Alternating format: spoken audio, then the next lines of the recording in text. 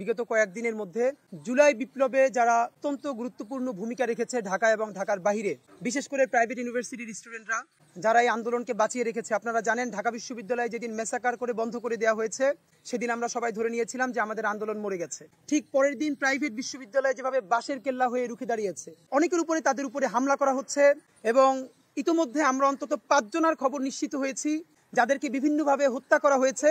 বাংলাদেশের মিডিয়াগুলো এইগুলোকে ফ্রেমিং করছে যে ছিনতাইকারীর ছুরিকাঘাতে, কাউকে বলছে যে টোকাই, কাউকে বলছে খাবারের উচ্ছিষ্ট নিয়ে ঝগড়া হয়েছে। এই কখনো ছুরিকাঘাত ছিনতাইকারীর উপর নাম দিয়ে, কখনো খাবারের উচ্ছিষ্টের ব্যবসার নাম দিয়ে এইগুলোকে ফ্রেমিং করে করে এই স্পিরিটকে নষ্ট করা হচ্ছে। সবার আগে আমরা আপনাদেরকে স্পষ্ট জানাতে চাই, প্রথম আলো বলেছে যে সে একজন টোকাই ছিল অথবা খাবারের উচ্ছিষ্ট নিয়ে ব্যবসা করত। খাবারের উচ্ছিষ্ট ব্যবসা করা তো দূরের কথা, প্রফেশনালি যদি কেউ একজন প্রস্টিটিউট হন এবং তিনি জুলাই আন্দোলনের জন্য জীবন দেন বা আহত হন, তিনি আমাদের সবচেয়ে বেশি শ্রদ্ধার পাত্র। সুতরাং আমাদেরকে এগুলো শিখাতে আসবেন না যে খাবারের উচ্ছিষ্ট নিয়ে ব্যবসা করে, কে টোকাই, কে মাদক সেবী। জুলাই বিপ্লবের জন্য যে জীবন দিয়েছে, জুলাই বিপ্লবের জন্য যে আহত হয়েছে, যে রাস্তায় নেমেছে, তার ধর্ম, বর্ণ, পেশা নির্বিশেষে তারা আমাদের নয়া বাংলাদেশের সব থেকে বড় সংগ্রামী মানুষ। সুতরাং তাদেরকে যে যেভাবে আঘাত করবে, আপনারা এটুকু নিশ্চয়ই বুঝতে পারেন জঙ্গি লীগ কোনোভাবেই তাদেরকে অনুষ্ঠান করে ঘোষণা দিয়ে তাদেরকে হত্যা করবে না। আমাদের সংগ্রামী হাসনাতকে, সার্জিসকে আপনারা দেখেছেন, তারা চট্টগ্রাম যাওয়ার পথে, বিভিন্ন জায়গায় যাওয়ার পথে কয়েকবার তাদেরকে ট্রাকে ধাক্কা দেওয়া হয়েছে। আমাদের বিভিন্ন আন্দোলনের আজকেও আমাদেরকে অনেকে জানিয়েছে তারা ফিল করছেন যারা আন্দোলনে অনেক সামনের সারিতে ছিলেন তাদেরকে পিছন থেকে কেউ ফলো করছে, তাদের খোঁজ খবর নিচ্ছে, তারা যখন যাচ্ছে আশেপাশে তাদেরকে ট্রেস করছে। এটা আমাদেরকে প্রতিদিন তারা ইনসিকিউর হয়ে যাচ্ছে তাদেরকে জানাচ্ছেন। এবং বিশেষ করে প্রাইভেট বিশ্ববিদ্যালয়কে টার্গেট করার একমাত্র কারণ ঢাকা ইউনিভার্সিটি বা জগন্নাথ বা জাহাঙ্গীরনগর পাবলিক ইউনিভার্সিটিগুলোর হল আছে, আপনারা জানেন। এখানে যদি তারা কোনো একটা অকারেন্স করে ফেলে তাহলে সম্মিলিত প্রতিরোধ শুরু হবে। যেহেতু প্রাইভেট ইউনিভার্সিটিগুলোর হল নাই, তারা সারা ঢাকায় বিভিন্ন জায়গায় ছড়িয়ে ছিটিয়ে থাকেন। সুতরাং তাদেরকে টার্গেট কিলিং করলে একসাথে কোনো একটা আন্দোলন তৈরি হবে না। তাদের কাউকে বিভিন্ন যে তারা কারোর সাথে ডেট করতে গিয়ে মারা গেছে, আমার কথা হলো ডেট করতে গিয়ে মারা যাক আর যা করতে গিয়ে মারা যাক, কে অধিকার দিয়েছে স্বাধীন বাংলাদেশের রাষ্ট্রের একজন নাগরিককে কেউ হত্যা করবে? স্বরাষ্ট্র মন্ত্রণালয়ের কাজটা কি? স্বরাষ্ট্র মন্ত্রণালয়ের কাজ হচ্ছে যে যখন সব থেকে অপরাধী নাগরিকও যদি মারা যায় তার ব্যাপারে সে তদন্ত করবে, সেই তদন্ত প্রতিবেদন করবে। তাহলে স্বরাষ্ট্র মন্ত্রণালয় এখনো সেই প্রতিবেদন জানাচ্ছে না কেন যে ছাত্ররা কিভাবে নিহত হচ্ছে, আন্দোলনকারীরা কিভাবে নিহত হচ্ছে? আপনাদেরকে আমি শুধু 1 মিনিটে জানাতে চাই, গত কয়েকদিনে এখন পর্যন্ত আমরা নিশ্চিত হয়েছি কমপক্ষে 5 জন যারা জুলাই বিপ্লবে ওতপ্রোতভাবে জড়িত ছিল, সামনের সারিতে নেতৃত্ব দিয়েছে তার প্রতিষ্ঠানে, তারা বিভিন্নভাবে হত্যার শিকার হয়েছে। ইস্ট ওয়েস্ট ইউনিভার্সিটির শিহান, যার লেখালেখিতে প্রচন্ড ভারত বিরোধিতা ছিল, ভারত বিরোধিতা বলতে ভারতের আগ্রাসনের বিরোধিতা ছিল তার লেখার মধ্যে, তাবেদারির বিরুদ্ধে লেখালেখি করতো।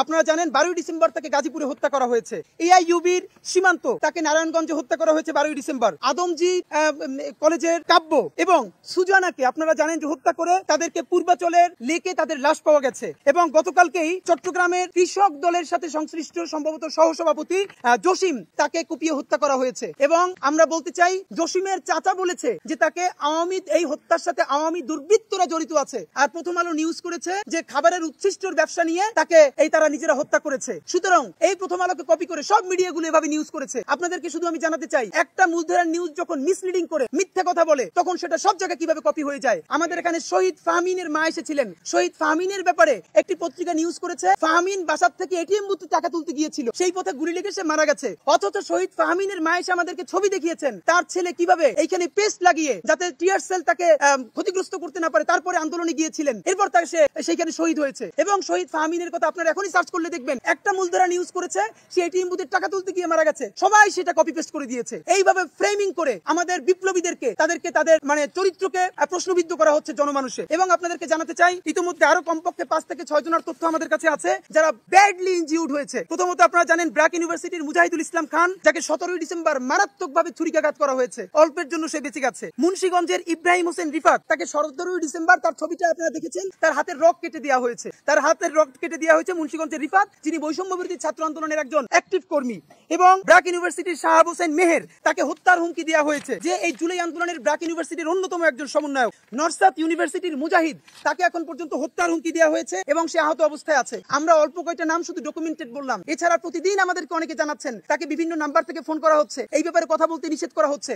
এইগুলোর সাথে কিভাবে আমরা আবারও বলছি, আমরা যে জঙ্গি লীগ বলছি এটা আমরা নিজেরা গায়ের জোরে বলছি না। আপনারা জানেন জঙ্গি গোষ্ঠী জেএমবি যেভাবে 2004 সালে 63টা জেলায় টার্গেট কিলিং করেছে, ঝালকাঠিতে 2 জন বিচারককে হত্যা করেছে জেএমবি, ঠিক একই পন্থায় আওয়ামী লীগ এবং তাদের নিষিদ্ধ ছাত্রলীগ তারা এখন মিটিং করে মিছিল করে এই হত্যার পরিকল্পনা করেছে। সুতরাং জঙ্গি হতে হলে নামের সাথে জঙ্গি থাকতে হবে এটা না, তার কাজের প্রক্রিয়াটা ইজ ইম্পর্টেন্ট, সে কোন প্রক্রিয়ায় কাজ করছে।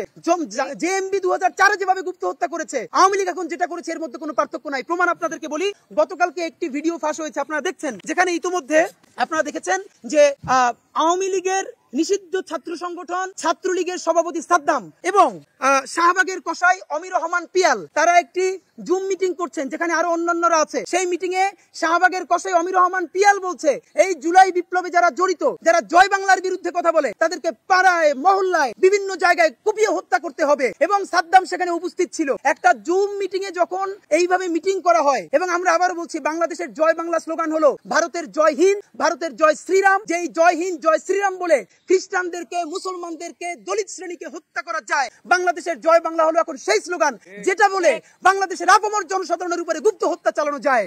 এই আওয়ামী লীগ এখন সেই আওয়ামী লীগ যেটা 72-এর পর থেকে রক্ষী বাহিনীর ভূমিকা এসেছিল, সেই রক্ষী বাহিনী এখন নতুন নামে আপামর জনসাধারণের উপরে গুপ্ত হত্যা চালুর প্রক্রিয়া শুরু করেছে। সুতরাং আমরা আপনাদেরকে জানাতে চাই এটা আওয়ামী লীগ কেন করছে। আওয়ামী লীগের ব্যাপারে আজকে আমরা কিছু বলবো না, আমরা ভারতের ব্যাপারেও বলবো না, আজকে আমরা কথা বলবো আমাদের প্রশাসন তারা কি করছে। শুধু একটা কথা বলি, জঙ্গি লীগ এই কার্যক্রমটা ঘোষণা দিয়ে শুরু করেছে এই জন্য তারা এখন জানে বাংলাদেশে যদি সুষ্ঠু বিচার হয়, গণহত্যার দায়ে শুধু আমাদের ছাত্র জনতার কাছে যে ভিডিও ডকুমেন্টেশন আছে কাঁচা এগুলো যদি আন্তর্জাতিক অপরাধ আদালত এবং ইন্টারন্যাশনাল কমিউনিটিতে ফাইল করা যায়, তাহলে বাংলাদেশে অন্তত আওয়ামী লীগ নিষিদ্ধ তো দূরের কথা, আগামী 100 বছরেও আওয়ামী লীগ জীবনে আর রাজনীতির উচ্চারণ করতে পারবে না। সুতরাং তারা তাদের বিচারকে বাধাগ্রস্ত করতে এখন ছাত্র জনতার মধ্যে একটি আতঙ্ক তৈরি করতে চায়। যারা আওয়ামী লীগের বিচারের জন্য রাজপথে আছে, আমরা ছাত্র জনতা শুরু থেকে শুরু করে এখন দেখেন আমরা সব থেকে বেশি হুমকিতে আছি কারা? বাংলাদেশের রাজনৈতিক দলগুলো ইতিমধ্যে বিভিন্ন পুনর্বাসনের মাধ্যমে তারা তাদেরকে সিকিউর করে নিয়েছে। সরকারও কোনো না কোনো ভাবে হাতে গোনা 3-4 জন ছাত্র উপদেষ্টা ছাড়া, আমি আপনাদেরকে বলে রাখি, আবার যদি আওয়ামী লীগ ব্যাক করে এদের কারো কিছু হবে না, সবাই আবার দিব্যি ঘুরে বেড়াবে। একমাত্র যারা কোনো রাজনৈতিক দলের ব্যানারে ছাড়া যেই লক্ষ লক্ষ ছাত্র জনতা জুলাই বিপ্লবে অংশগ্রহণ করেছে, তাদের জীবন আজ সব থেকে বেশি বিপন্ন, তাদের কোনো আজকে জীবনের নিরাপত্তা নাই। আমরা আপনাদেরকে সাংবাদিক বন্ধুরা আমাদেরকে অনেকে ফোন করে বলেন ভাই একজন লোক সাথে নিয়ে ঘুরবেন, আপনারা জিজ্ঞেস করেন আমরা কিভাবে একজন লোক সাথে নিয়ে ঘুরবো, আমরা সেই টাকা কোথায় পাবো? আমাদের কি গাড়ি আছে? অথবা আমি একটা গাড়ি মেইনটেইন করবো, আমার সাথে 2 জন সিকিউরিটি মেইনটেইন করবো, আমি কি একা? আমার সাথে হাজারো ভাই বোন আছে, তাদের সিকিউরিটি যদি আমরাই মেইনটেইন করি তাহলে রাষ্ট্রের কাজটা, রাষ্ট্র তাহলে কি করবে? আমাদেরকে বিভিন্ন গোয়েন্দা সংস্থা থেকে জানানো হয় আমরা যেন একটু নিরাপদে থাকি, আমরা নিরাপদে থাকি এই কথা বলে আমাদেরকে ঘরের মধ্যে ঢুকাই দিয়া ছাত্র জনতা থেকে বিচ্ছিন্ন করে তারপরে আপনারা কি আওয়ামী লীগকে পুনর্বাসন করতে চান? আমরা যদি বাসার মধ্যে থাকি তাহলে তো আওয়ামী লীগের ঠিক মতো হয়, আর ছাত্র জনতার মধ্যে গেলে আমাদেরকে যদি নিরাপত্তা নিশ্চিত করতে না পারেন তাহলে বাংলাদেশের গোয়েন্দা সংস্থার রাষ্ট্রীয় সমস্ত পুলিশ র্যাব তাদের কাজটা কি? এবং আপনাদেরকে জানাতে চাই আর্মি এখন কি করছে, আর্মিকে ম্যাজিস্ট্রেসি পাওয়ার দেওয়া আছে, তারা পুলিশের কখনো দেখি হেলমেট চেক করতেছে, আমরা জানি আর্মি কি করতে পারে। বিএনপি ক্ষমতা আসার পরে 3 মাস অপারেশন ক্লিন হার্ট পরিচালনা হয়েছিল, তখন আমরা বাচ্চা, ঢাকার রাজধানী থেকে শুরু করে উপজেলা ইউনিয়ন পর্যন্ত প্রত্যেকটা সন্ত্রাসী সোজা হয়ে গিয়েছিল, বড় চুল পর্যন্ত রাখতো না, গাঁজা খাওয়া বন্ধ করে দিয়েছে আর্মির সেই অ্যাকশনের কারণে, এবং বিএনপি নেতা পর্যন্ত সবাই যখন সন্ত্রাসের সাথে জড়িত ছিল তারাও তখন গ্রেফতার হয়েছে। সেই ম্যাজিস্ট্রেসি পাওয়ার আজকেও আর্মিকে দেওয়া হয়েছে। বাংলাদেশের তো কেউ জানেই না যে আর্মির ম্যাজিস্ট্রেসি পাওয়ার আছে। আর্মি যদি ম্যাজিস্ট্রেসি পাওয়ার চালায় তাহলে এইগুলো কি করে হতে পারে? সুতরাং আমরা আপনাদেরকে জানাতে চাই আজকের এই যে হত্যাকাণ্ডগুলো চলছে, এই হত্যাকাণ্ডগুলো আওয়ামী লীগের বৃহত্তর পরিকল্পনার অংশ। এর বড় কারণ, প্রথম প্রমাণ, যেখানে জঙ্গি ছাত্রলীগের সাদ্দাম মিটিং করছে, পিয়াল কথা বলছে এবং খুনের নির্দেশ দিচ্ছে, সেই খুনের আগে জয় বাংলা বলে হত্যা করতে হবে সেই নির্দেশনা দিচ্ছে, এরপরে আবার কি প্রমাণ লাগবে? সুতরাং আওয়ামী লীগের বিচার ঠেকাতে তারা এখন উঠে পড়ে লেগেছে রক্ষী বাহিনীর মতো বাংলাদেশে গুপ্ত হত্যা চালাতে। সুতরাং এই মুহূর্তে ছাত্র জনতার করণীয় কি? এইখানে আজকে আমরা দুটো ফ্রেমে কথা বলতে চাই। প্রথমত, এই কাজগুলো হওয়ার পিছনে দুটো গ্রুপের সব থেকে বড় দায়। 1 নাম্বার বাংলাদেশের রাজনৈতিক দলগুলো, এবং আরেকটা দায় হলো সরকারের। রাজনৈতিক দলের দায় আপনাদেরকে বলি, দেখুন আমরা ছাত্র জনতা বললাম যেই নির্বাচনই হয় নাই, যেই ভোটই হয় নাই, সেই ভোটের পার্লামেন্ট অবৈধ, সেই পার্লামেন্ট যে রাষ্ট্রপতি নির্বাচন করেছে সেই রাষ্ট্রপতিও অবৈধ। জুলাই বিপ্লবের পরে অবৈধ রাষ্ট্রপতি আর থাকতে পারে না। আমরা ছাত্র জনতা নিয়ে রাষ্ট্রপতি অপসারণের সামনে গেলাম, আমাদেরকে বাংলাদেশের বিএনপি সহ জামাত সহ সকল রাজনৈতিক দল আমাদেরকে শত্রু বানিয়ে দিল। কেন? আমরা চুপ্পুর অপসারণ চাই, তাহলে নাকি সাংবিধানিক শূন্যতা তৈরি হবে। আমরা বললাম এই সংবিধান ইটসেলফ একটা ফ্যাসিস্ট সংবিধান, এখানে সকল ক্ষমতা একজন মানুষকে দিয়ে দেয়া আছে, এখানে ন্যূনতম ডেমোক্রেসির চর্চা নাই। এই সংবিধানটা বাকশালী সংবিধান, এটাকে পরিবর্তন করে বাংলাদেশের ছাত্র জনতার গণভোট তৈরি করে গণভোটের মাধ্যমে নতুন কনস্টিটিউট অ্যাসেম্বলি তৈরি করে তারপরে নতুন সংবিধান তৈরি করতে হবে এবং সেই সংবিধানের আলোকে নয়া বাংলাদেশের প্রথম জাতীয় সংসদ নির্বাচন হবে। আমাদেরকে বললো সেই সংবিধান নাকি পরিবর্তন করা হলো রাজনৈতিক দলের কাজ, এটা লম্বা সময়, এটা করা যাবে না, আবার সাংবিধানিক তৈরি হবে। তারপরে আমরা সংবিধানকে লাল কার্ড দেখালাম রাজু ভাস্কর্যে, আমাদেরকে তখন আবার রাজনৈতিক দলগুলো শত্রু বানিয়ে ফেললো। আমরা তারপরে দাবি তুললাম, আপনারাই আমাদেরকে বলেন ভাই ছাত্রলীগের সরকার কোন গ্রাউন্ডে নিষিদ্ধ করেছে? নিষিদ্ধ করেছে সে প্রকাশ্য দিবালোকে এই মধুর ক্যান্টিন থেকে শুরু করে সারা বিশ্ববিদ্যালয়ে রান্দা দিয়ে কুপিয়ে হত্যা করেছে। ফাঁকে বলে রাখি, আমাদের ইনকিলাব মঞ্চের লাল জুলাই গানটা বের হয়েছে, আপনারা দেখেছেন। একটা গানে যে শুধু আমরা যেভাবে ডকুমেন্টারি দিয়ে দেখিয়েছি, মানুষ অসুস্থ হয়ে যাচ্ছে দেখে, তাহলে আরো রিয়েল প্রমাণগুলো আপনাদের আর কি চাই? যেই কারণে ছাত্রলীগকে নিষিদ্ধ করা যায়, একই কারণে ছাত্রলীগের আব্বা আওয়ামী লীগকে কেন নিষিদ্ধ করা যায় না?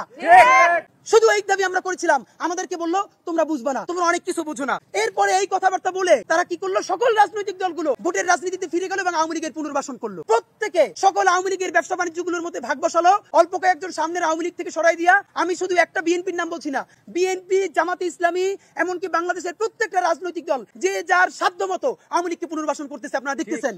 এবং সেই লীগ পুনর্বাসন করে আমরা যখন এই কথাগুলো বলি, আমাদেরকে বলে তোমরা বুঝবে না। ভাই, যখন জুলাই বিপ্লব হলো তখন আমরা এত কিছু বুঝলাম, এখন আমাদেরকে বলেন বুঝবে না। একটু প্লিজ বুঝিয়ে বলেন না, আমরা বুঝবো।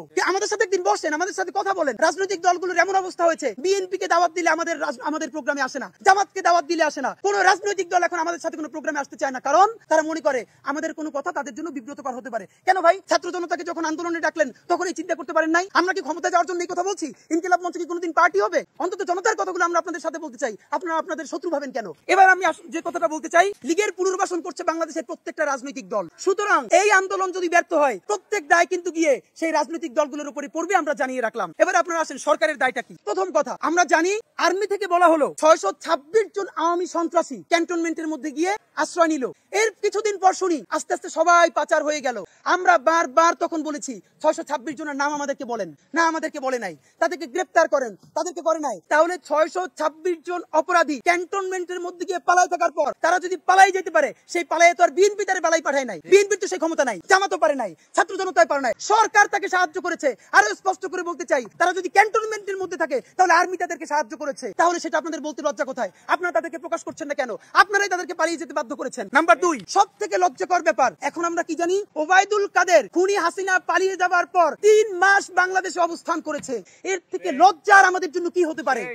স্বরাষ্ট্রমন্ত্রীকে সাংবাদিকরা যখন বলছেন তিনি 3 মাস ছিলেন, স্বরাষ্ট্রমন্ত্রী বলছে এটা আপনারা আমাদেরকে আগে জানান নাই কেন? তাহলে তো আপনারা যেটা জানিয়েছেন আমরা তো সেটা অ্যাকশন নিয়েছি। আমি কি বলবো বুঝি না, স্বরাষ্ট্রমন্ত্রী কি মানে উনি কি অসুস্থ? মানে স্বরাষ্ট্রমন্ত্রী যদি সাংবাদিকদের খবর পাইয়া ওবায়দুল কাদেরকে গ্রেফতার করতে যায়, ডিজিএফআই এর কাজ, এনএসআই এর কাজ কি, এসবির কাজ কি, তারপরে প্রত্যেকটা গোয়েন্দা সংস্থানের কাজ কি, ডিবির কাজ কি? তাহলে কাজ করেন নাই, অফিসার সব জায়গায় সাংবাদিকদেরকে নিয়োগ দিয়ে দেন, রাষ্ট্রচলীদেরকে সাংবাদিকদেরকে দিয়ে দেন, আপনারা না পারলে।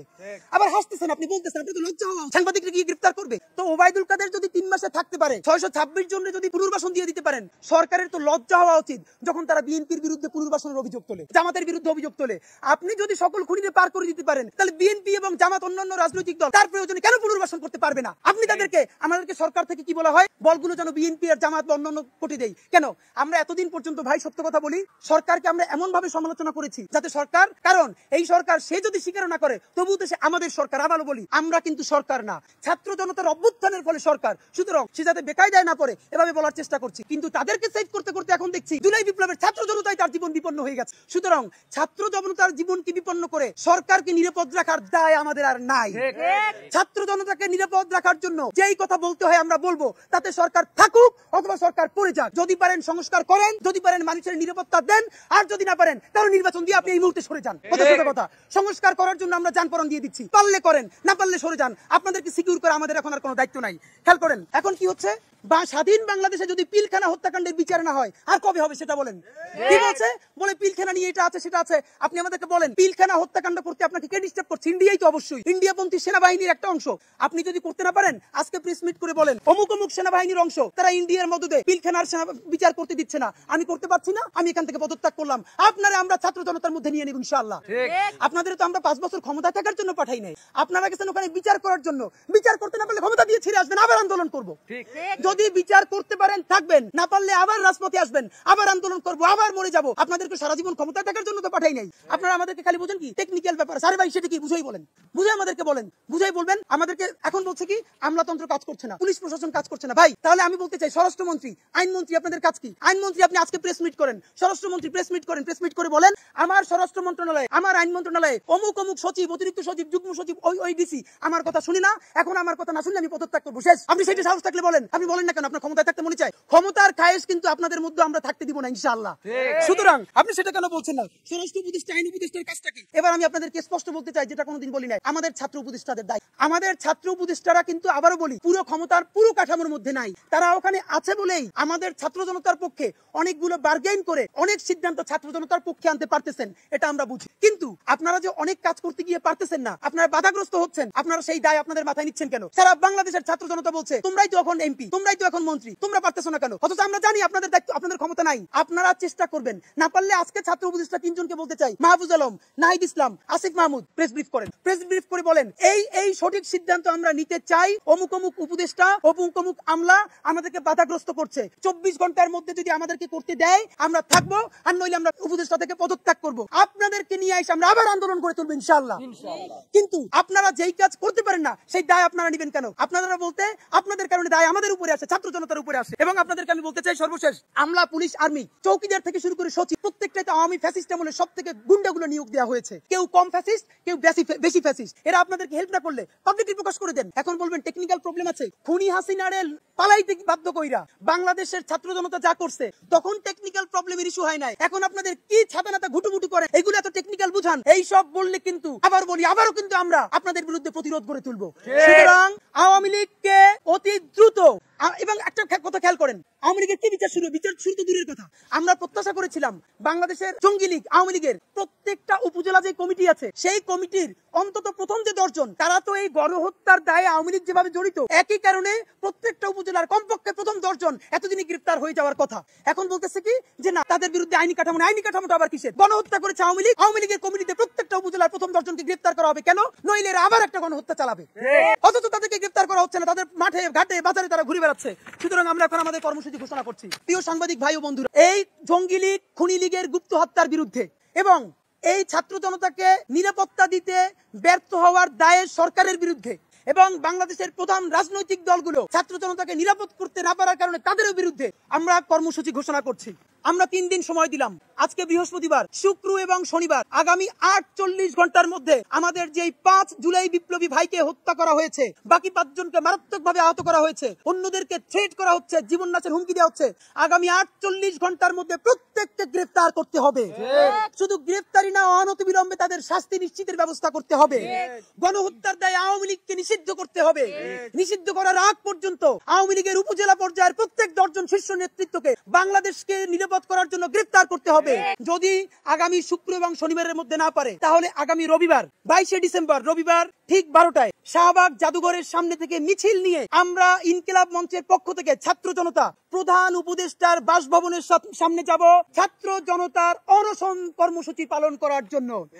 আমরা চিৎকার চেঁচামেচি করতে করতে আমরা অসুস্থ হয়ে গেছি, আমাদের গলা থেকে আর কথা বের হয় না, আমরা আর চিৎকার চেঁচামেচি করতে পারবো না। আগামী 48 ঘন্টার মধ্যে এই হত্যার যদি বিচার করা না হয়, আগামী 22 ডিসেম্বর রবিবার শাহবাগ জাদুঘরের সামনে থেকে আমরা মিছিল নিয়ে প্রধান উপদেষ্টার বাসভবন যমুনার সামনে যাব এবং যমুনার সামনে গিয়ে আপামর ছাত্র জনতাকে নিয়ে আমরা আমরণ অনশন কর্মসূচিতে বসবো, যতক্ষণ না পর্যন্ত এই খুনিদেরকে গ্রেফতার করে বিচারের মুখোমুখি করা হবে, আওয়ামী লীগের রক্ষী বাহিনী জঙ্গি লীগের হাত থেকে বাংলাদেশকে নিরাপত্তা নিশ্চিত করা হবে, ততক্ষণ পর্যন্ত আমরা প্রধান উপদেষ্টার বাসভবনের সামনে অনশন কর্মসূচি জারি রাখবো।